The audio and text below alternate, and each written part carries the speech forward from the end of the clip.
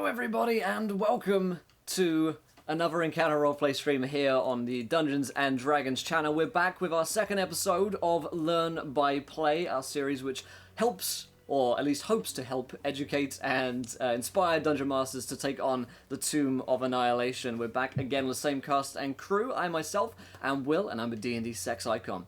But let's go around the cast and crew real quick before we do our recap, and just remind ourselves of our character's name, our race and class, and just a little bit about them. So let's start once again with Tool Squall. How you doing, my friend? I am doing well.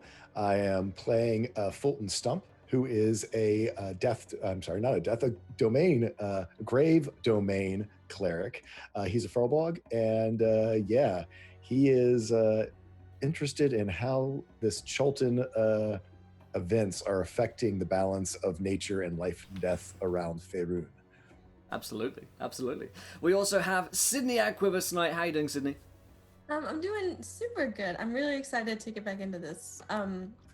I'm playing Reverie Fane, and she is a high elf rogue assassin.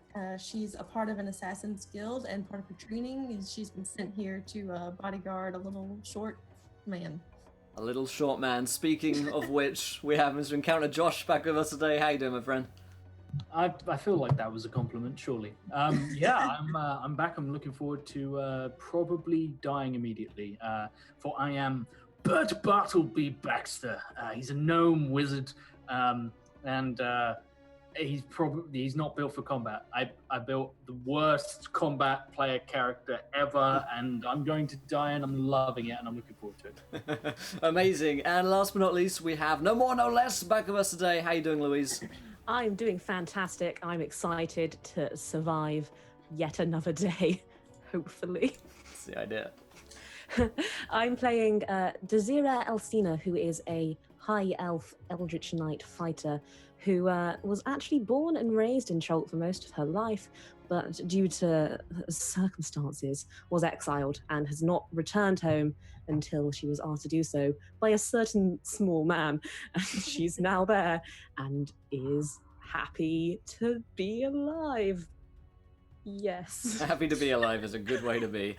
All right, amazing. Well, I'll remind you guys of the format of the show if you're just tuning in for the first time today. We'll do a bit of a recap as to last week's episode, but the idea of the Learn by Play series is as the DM, will take a few moments away from the actual play to explain what I'm trying to achieve in each session, and each week hit a few main topics, how to improve your DM skills. And these Tomb Insight sections are also a great chance to ask questions live in Twitch chat and get your questions answered by my good self.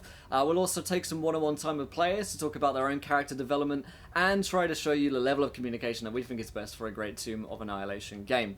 We're also playing in meat grinder rules because we want to show you guys not only pain and misery of these players, but also that the Tomb of Annihilation doesn't have to be a game killer. It's there to be enjoyed rather than endured, and we're going to get to that today. Today's episode is going to be on encounters.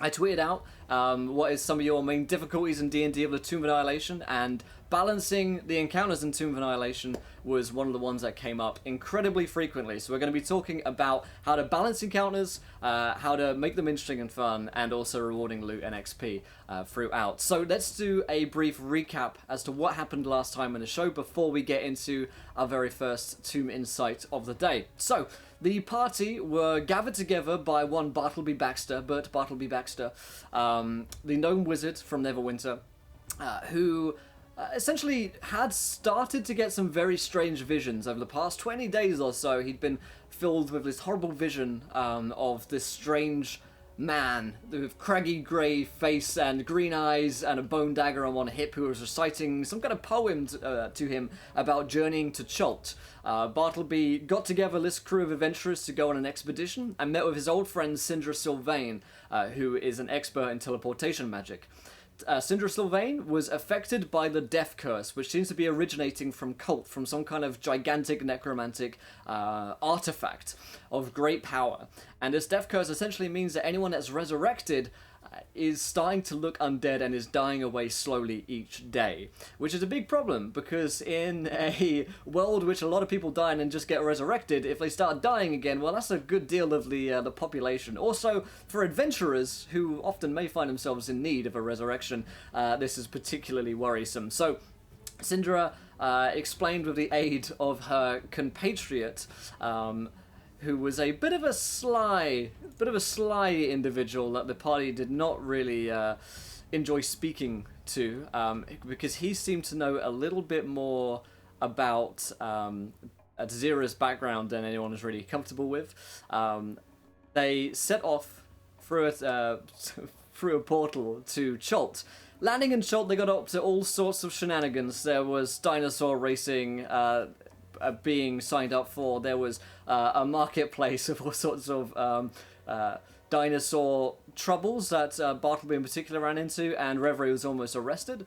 However, they went looking for their friend Miles, who had gone missing somewhere. Turns out that Miles had never made it through the portal, and their guide, Syndra's friend, turned out to betray them and attacked them. They managed to defeat him, however he turned into something of a snake. A literal snake. And he kind of shed a second skin and had this strange bone tooth necklace around him that they have to show for themselves. They then went to meet with the merchant prince Wakanga Otamu, who was their contact that Syndra was going to meet.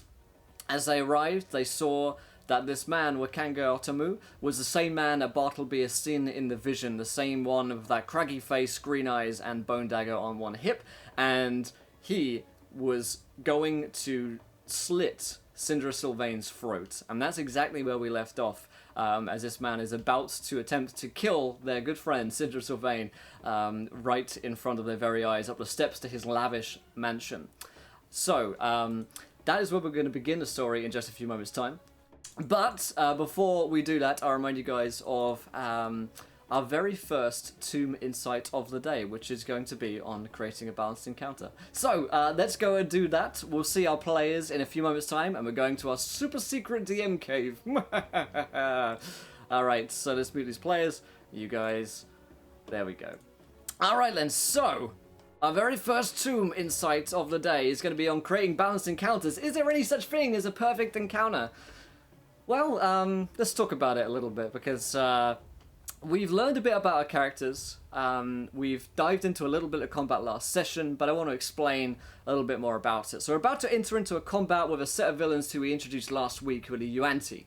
As a dungeon master, it's our job, collectively, to make sure that the players have a fun time in encounter, but are also challenged. We're not necessarily here to murder them, even though it's on meat grinder mode, even though it's Tomb of Annihilation. Yes, there's that added element of danger in exploration around Cholt, but for the most part, we're not looking to just murder our characters off. Certainly not in episode 2, right? As such, we want to create what is known as a balanced encounter. So a lot of people have told me that they find balancing encounters incredibly difficult, and it's something that I myself have struggled with in the past as well. In fact, creating the perfect encounter can be next to impossible sometimes. But I don't want you guys to think that you're a failure just because you can't create balanced encounters if they're too easy or too difficult. It's actually an incredibly difficult thing to do. Why is that, I guess? Well, first of all, there's a huge amount of variance in our game, right? You roll a d20 to determine every single action in a game, which means that you could roll a nat 1, it could roll a nat 20. It's one of the greatest parts about our game, which gives so much enjoyment and energy and interest to the game because you don't know exactly what's going to happen. But that means that sometimes your party are going to go in there and roll all 18s to 20s and completely destroy your villains, and you guys are going to be rolling, 1s, 2s, and 3s. We've all had those encounters where you just completely screw up the rolls and can't get anywhere with it. So that's one of the main reasons why people will find that their encounters may be a little bit too easy sometimes, or just way too difficult as well. Secondly, you can't determine what the players are going to be doing. They have a whole lot of actions available to them, but you don't know how effective they're going to be in a combat. How tactical are the party? Do they really think about this encounter? Do they think about their tactical positioning? Do they think about who they're going to heal next? Is there a great deal of communication between the two of them? If so, then they're probably going to be quite effective at it. If not, there may be more casual players that quite enjoy the roleplay and aren't really too into the kind of tactile combat elements of the game, then maybe they're going to have a harder time. Throw on top of that surprise rounds, terrain differences, and, there's a whole world of variance that can be affecting your encounters that we can all take into account throughout that. So variance plays a huge role in D&D. It's intrinsically part of the game and what makes it fun. So don't worry if your encounters are particularly difficult or hard. That being said, there is a formula that you can come up with which is in the DMG, which I use and tweak just a little bit, and it's just a generally good rule of thumb to creating what is close to perhaps the perfect encounter. So, let's see. I'll get up my tables here that I want to show you guys. I've got this first table here. First table you guys might have seen. It's on page 81 of the DMG. This for me is one of the easiest roles to do it. You look at the recommendations in the Dungeon Master's Guide. You can also find some of these tables on the SRD content on websites such as Roll20. And use a table here to determine challenge ratings of the group and level of the party, what creatures to use, and how many of them to use as well. It all comes into this complex formula, which is actually pretty simple really when you look at it, but it can be a little bit scary when you're looking at it to start doing a lot of maths. But let's walk through this. By the way, I also find the Roll20 compendium really useful for this, and in the back of the DMG there is in the monster manual there is monsters by challenge rating listed, and that's a really good tool to use as a note. So, following the steps in the DMG, we're going to determine XP thresholds and do this once for each character. So we want a medium difficulty encounter. Our players are level 3, so I use my pointer here. 3rd level, medium encounter. Oh, let's bring this up. There we go. And that should be at the correct level of 150 XP per character. So we're going to times that by 4. 150 times 4 is 600. That's our XP threshold for a medium encounter. Bear in mind, you can change this wherever you want. You can put a hard encounter, you can give it a difficult, deadly encounter, or you can make it super easy as well. So don't worry too much about that. Just make sure you got it in the right kind of area. Then we're going to add up the XP of our monsters so that it equals the amount, or as close to as possible, as 600, which is our XP threshold. So I'm going to add in some creatures into this upcoming encounter as an example. So I'm going to put in one Yuan-Ti Broodguard, who is a challenge rating 2, which is 450 XP out of our 600. So that's a good chunk of our XP already used up. I'm also going to put in one Cultist, which is a CR 1/8, or 25 XP. So that adds up to 475, okay? Bear with me, I swear to God this gets easier. Okay, so that's our first bit. Our second table here is encounter multipliers. Depending on the amount of monsters in the encounter could be easier or difficult. Obviously, it makes sense. If there's one monster, it's going to be easy for the party all to team up on it. And it's something known or referred to as action economy. If there are 6 monsters in a fight, each of them takes 6 actions, which is 6 attacks. The likelihood of them attacking and hitting is far higher than 1 or 2 monsters making 2 actions a turn and hitting. That's why we have this encounter table over here. So we're going to have 2 monsters in our fight, which means here we're going to multiply our 475 by 1.5, okay? And now by the genius that is maths and a calculator, we get the number 712 XP. Okay, so that's a little bit higher than we were looking for out of our 600 XP. So we have one Yuan-Ti Broodguard, one Cultist, 475 XP, times by 1.5, 712.5 XP. We're looking for about 600. As long as you're within the realms of like 100, 150 XP, you're still at the level range that you're looking for. It's a bit more difficult than we first expected a medium, so it's like somewhere between a medium and a hard, difficult encounter. So, that's just the general good rule of thumb. It's not something that everyone kind of walk through. Page 81 of the DMG is really the best way to look at encounters for me. Also, as a note, the more you play with the party, you're going to learn their weaknesses, you're going to learn their resources that they use, as will the enemies in the game. The Yuan-Ti may lose this upcoming fight. It's not going to be particularly challenging, I don't think, but their masters that are watching may learn that the cleric heals the party and should be taken out first in upcoming encounters. I will talk more about monster tactics on our second Tomb Insight, but that's something to think about as well. I'm going to look at the Twitch chat real quick to see if there's any questions about this. I know I've been doing a lot of maths right now. There's a lot. Should I calculate difficulty in encounters I make in waves? Yes, consider each wave of your encounter a different, separate encounter. Do the XP calculations for each wave. That's how I would do that. Easiest way to keep it in your head, I'd say. This gets wonky in my group because I have 7 players. Yep, that could get difficult. I can see that. Alright, so let's go back to our fight and show you guys what we're talking about here in the actual action. Alright, and let's go back live with our players to see what they're up to and start the game. All right, we are back here with our players, and I want to just briefly remember what you guys look like in terms of visual descriptions. Let's go around the cast and crew, briefly remind us of what your characters look like. Let's start once again with Torschool.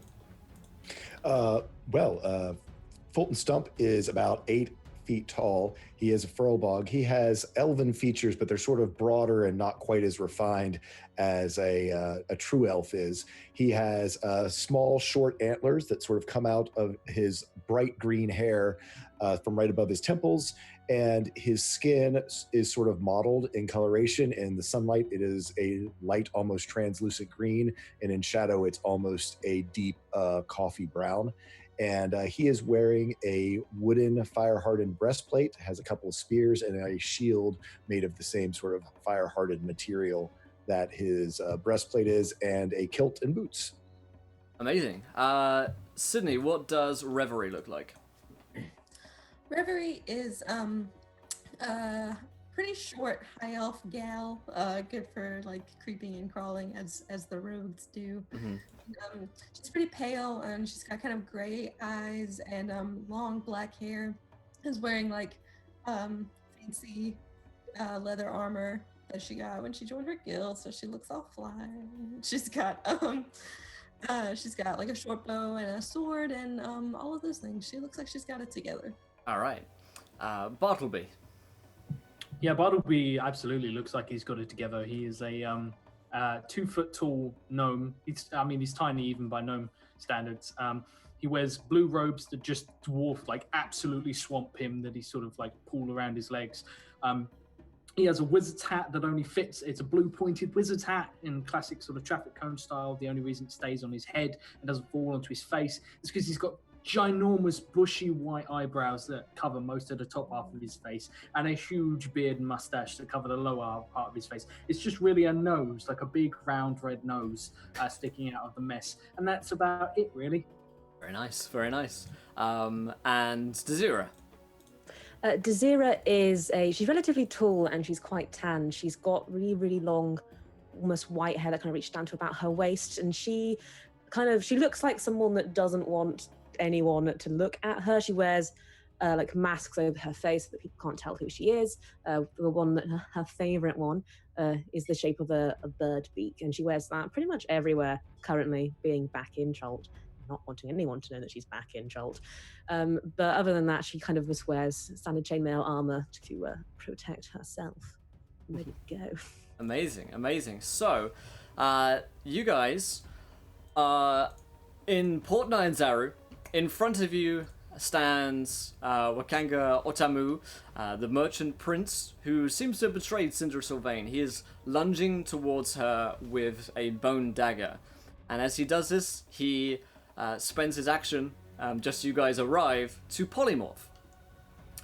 Seeing as he got a bit of a drop on you guys, he polymorphs into a snake, a giant snake, which rears up on it's the kind of back of its tail, I suppose, and rears up around Sindra, and you still see it's holding this bone dagger and still launching itself towards her. So we're gonna roll some initiative to begin with here to determine how we act. And here we go. Let's do it. Just to clarify, a actual like snake with a dagger in its mouth, or are there like a snake with like arms and holding a dagger? I should be able to show you guys a picture here in a second. It is holding a dagger. That's not going to be as easy as I thought it would be, actually. Yeah, it's basically a humanoid-looking snake. Gotcha. 2 arms, 2 legs, pinkish, fleshy kind of abdomen area, and hard, toughened scales on its back and kind of around its outer skin. All right. Very attractive. Very attractive. Super hot looking. I love it. You guys are loving it. I got a 5 on my initiative. Thank you. Yeah, let's go around. So, Desira on a 5. Fulton, what'd you roll, my friend? On a 12. On a 12. Nice. What about you, Reverie? A 16. Oh, very fast. Very fast. Bartleby.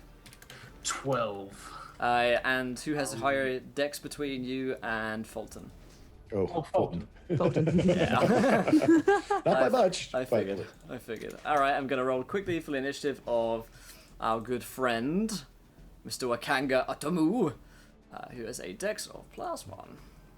All right, so he is going on a 13, and Unfortunate. very unfortunate. And as for this, going on a okay.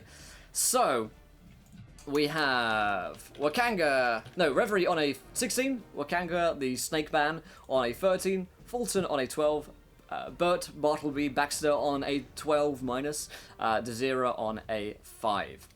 So, Reverie, at this point you guys are 25 feet away from him up a flight of stairs.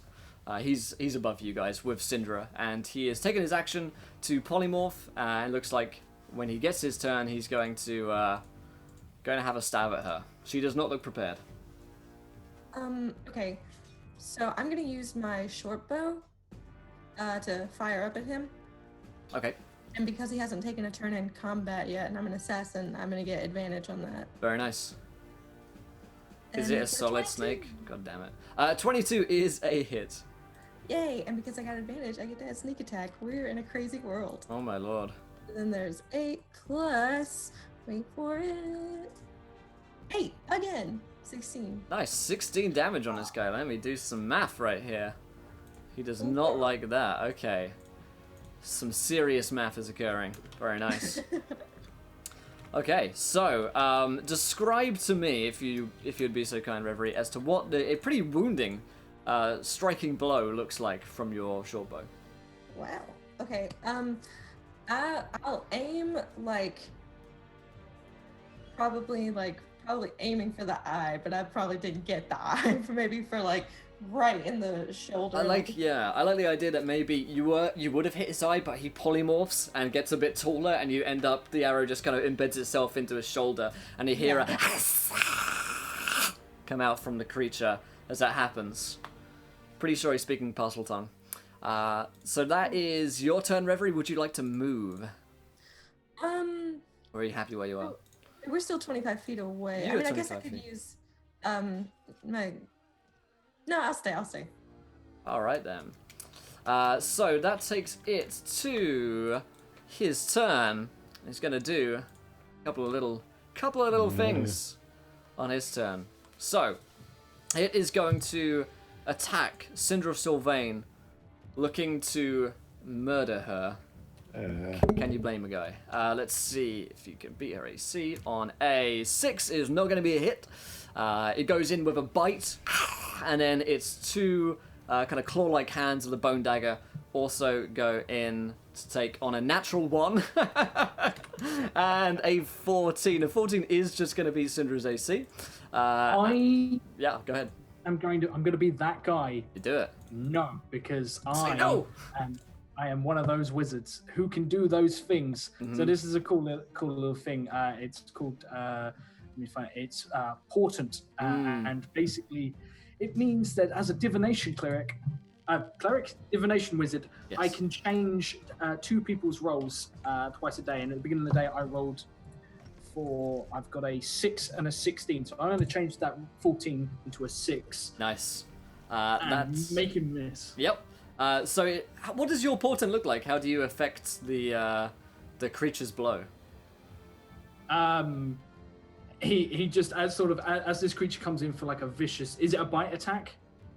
It would have been a claw with the bone dagger. A claw attack.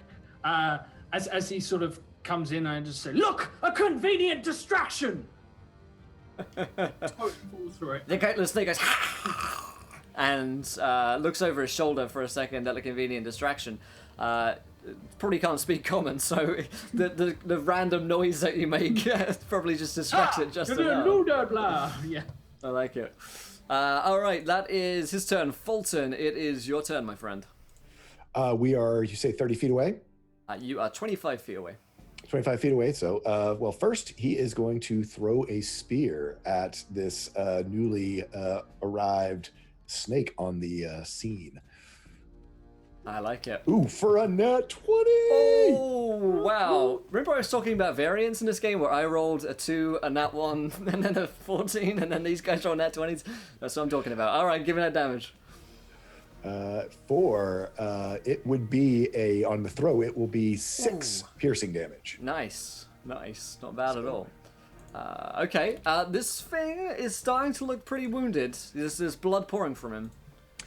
And then on my bonus action, Fulton will go, "It is not her time yet," and cast Sanctuary on our friend Sylvain.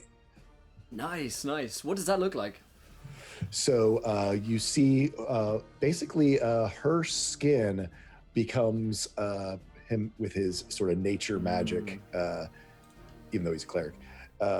Sort of becomes hardened, almost like she has bark skin or something on it, but yeah. it's for some reason, whatever her skin looks like in the natural world is an anathema to this snake, and so it has to overcome its own fear of, as though it's like trying to go into poison ivy or some instinctual fear that the snake has, that it has to overcome that fear in order to attack her and succeed on a wisdom saving throw if it wishes to attack.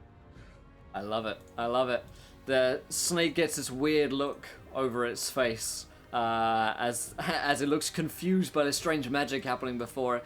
And you see Syndra, who kind of looks back at you, her undead flesh kind of pouring off her face as it is kind of melting off her at all times like wax.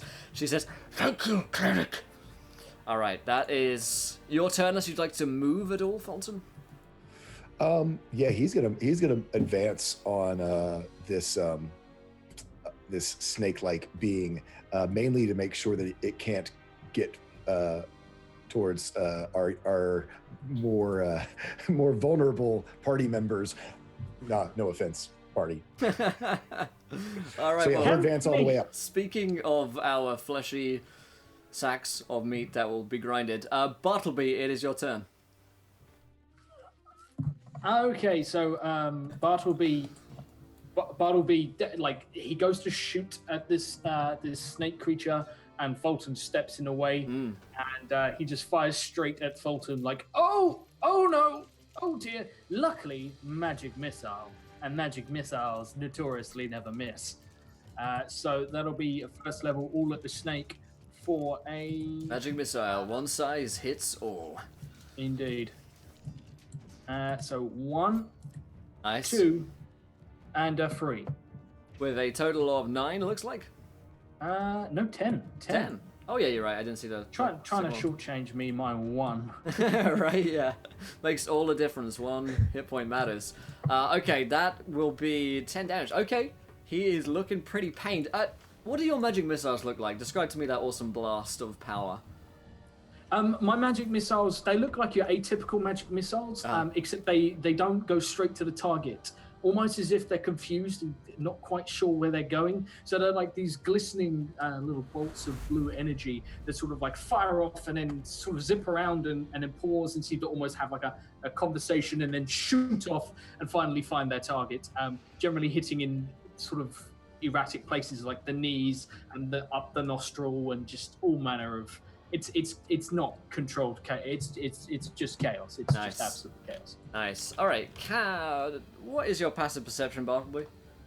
My passive perception, my friend. Let me tell you, it is currently 13. All right, so this guy completely fluffs it. There is someone who is trying to sneak up behind you. Sneak is sneak. It is indeed. It appears to be a servant, perhaps of this man himself. He's wearing kind of servant's robes, but he has a scimitar in his hand, and he's been trying to sneak up behind you as you guys have entered into the estate. He goes on a 10, so he's just after you, but he does not get a sneak attack or any kind of surprise on you. So you're well aware of his presence. You can turn to face him. He tries to hit you on a, let's see, I believe it's plus 4? Let's see. Yes, indeed. A 19 versus your armor class. Hits ever so slightly. Just a wee bit. Just a wee bit. Let's roll this damage out. You take max damage 7 slashing damage. It doesn't matter that you saw him coming. You turn just in time to receive a scimitar across the chest as this guy just kind of slashes out at you, and ribbons of blood fly out from your chest, slashing across the cobblestone pavement and feeding the flowers. The beautiful flowers are caked in your crimson red blood in this area. As you take that 7, nice and tasty. All right, Desira, it's your turn. Okay, so I've just seen this man come out of absolutely nowhere and try to kill my gnome friend. Is that correct? Very, very much so. Okay. I don't know which one I want to. I'm gonna go against the newcomer. Okay. And I wanna swing my sword at him. I like the sound of that. For a 14. A 14 against our newcomer will be a hit. Yes. And I'm gonna roll damage on that. That's a 5. And because I have the dual fighting style,